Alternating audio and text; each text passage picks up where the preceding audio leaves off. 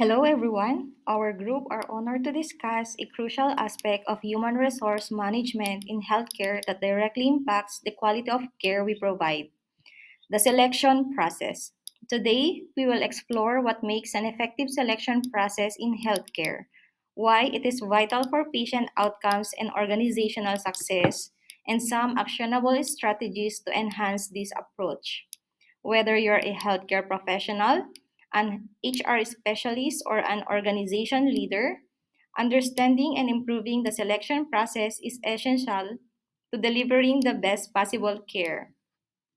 The human resource selection process is a critical function that ensures organizations hire the right talent to meet their strategic objectives.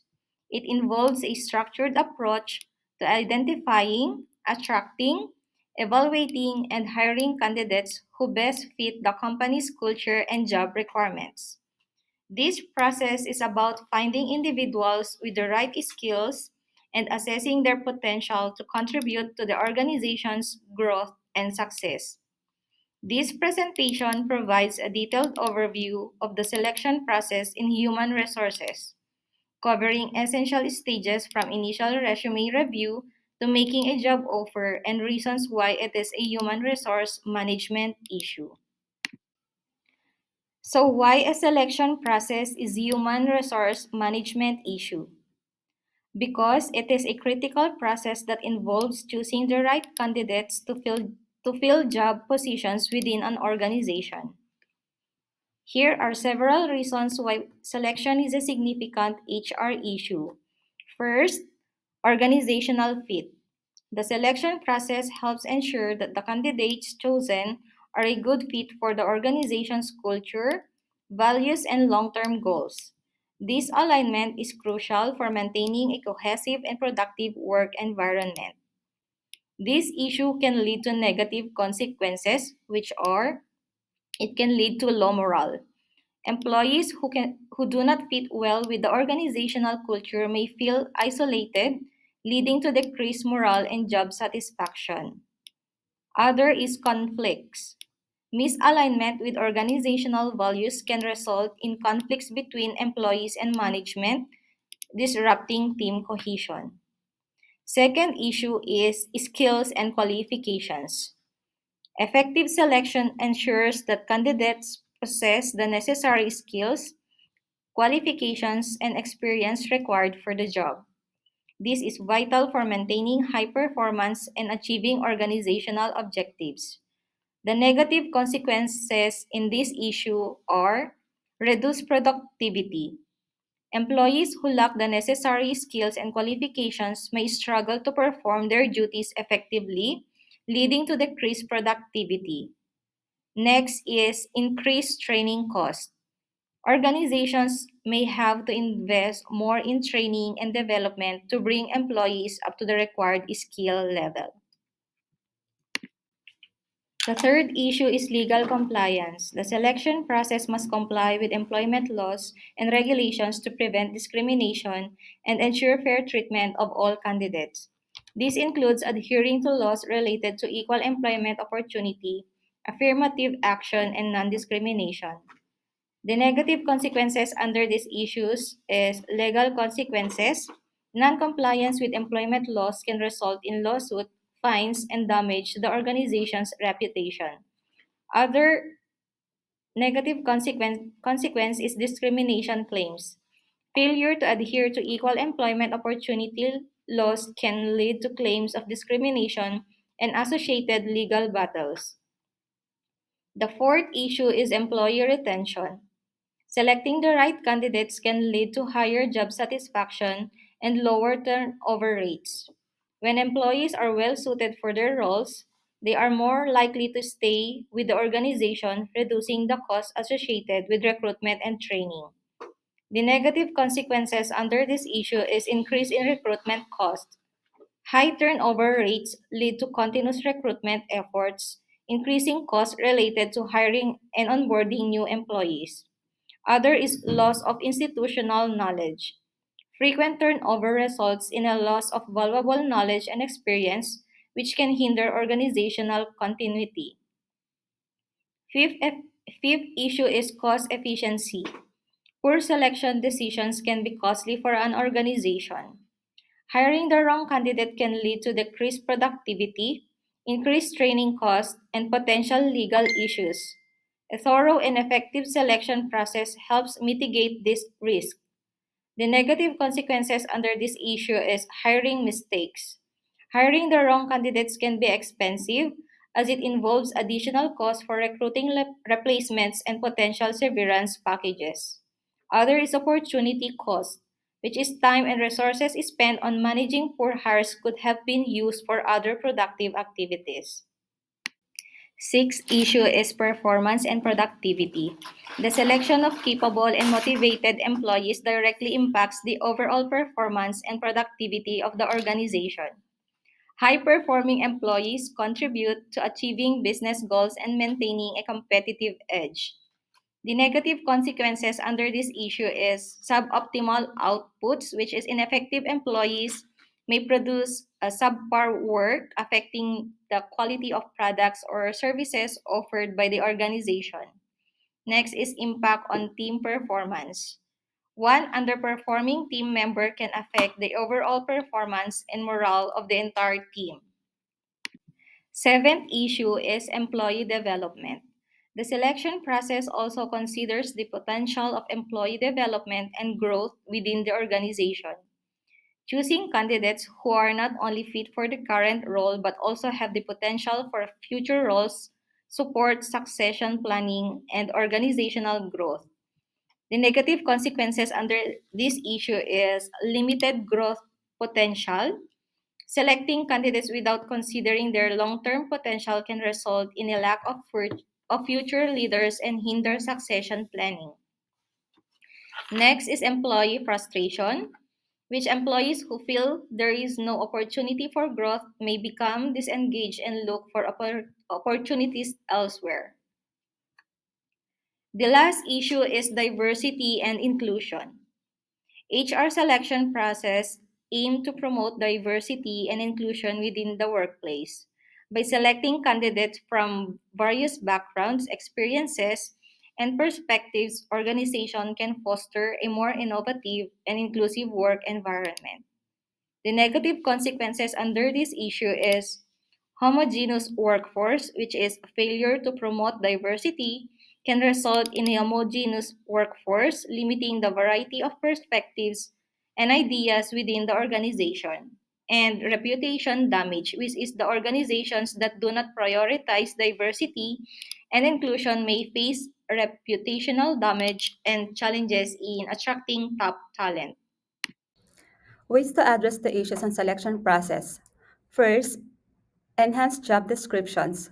Clearly define job roles, responsibilities, and required qualifications.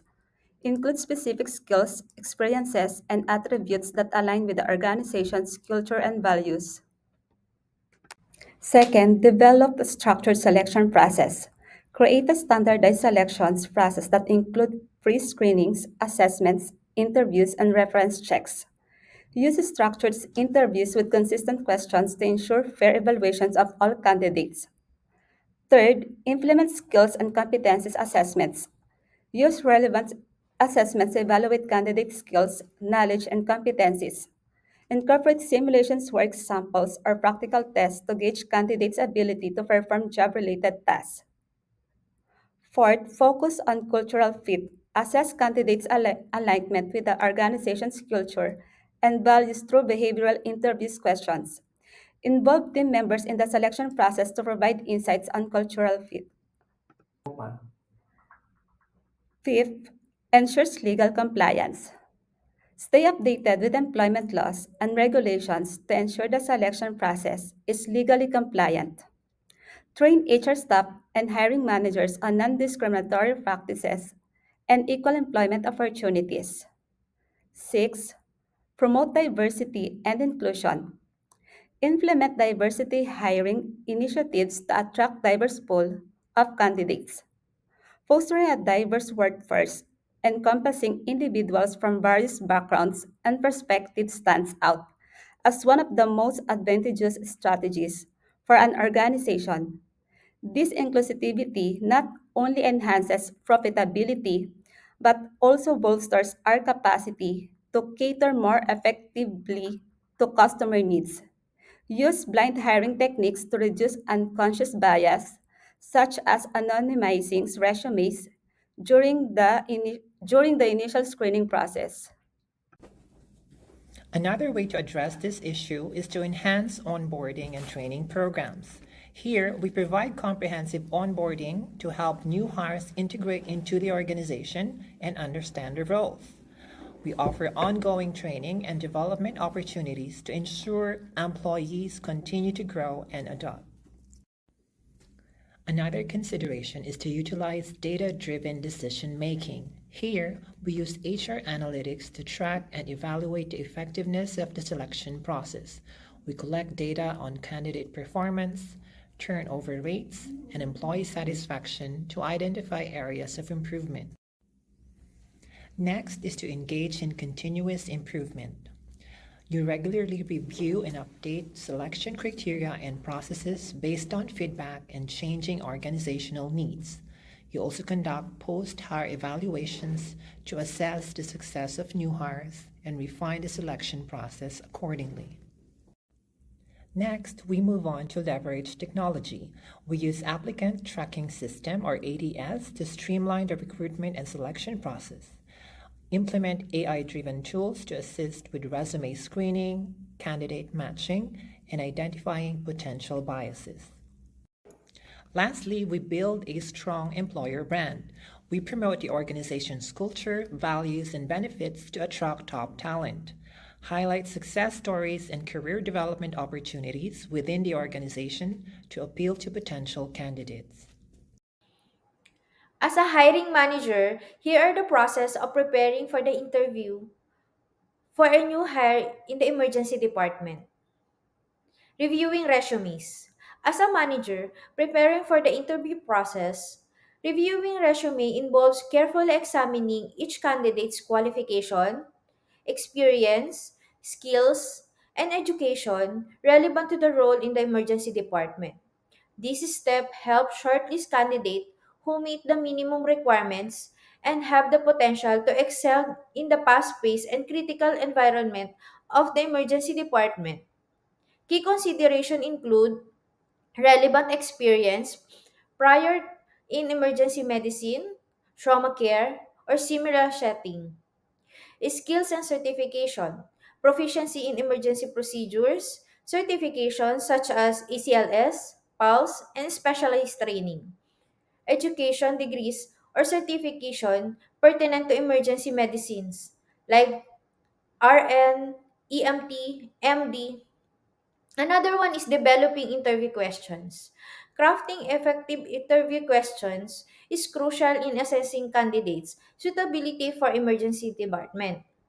Questions should focus on their technical skills, ability to handle stress, decision making under pressure, teamwork, and commitment to patient care. Example of interview question could include: can you describe a challenging emergency situation you've managed? How did you prioritize the patient care? How do you stay updated with the latest protocol and advance in emergency medicine? Tell us about the time when you had to work as a part of a team to deliver urgent care. What was your role and outcome?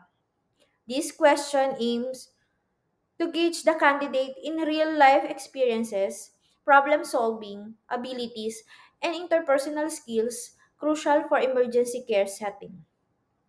Another one is weighing the candidates.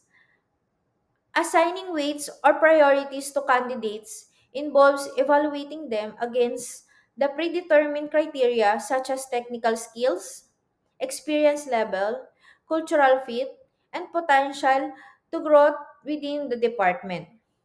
In the index of the emergency department, priorities might include emergency skills, ability to handle critical situation effectively, interpersonal skills, communication with the patient, families, colleagues under stress, adaptability, ability to work in a fast-paced and ever-changing environment.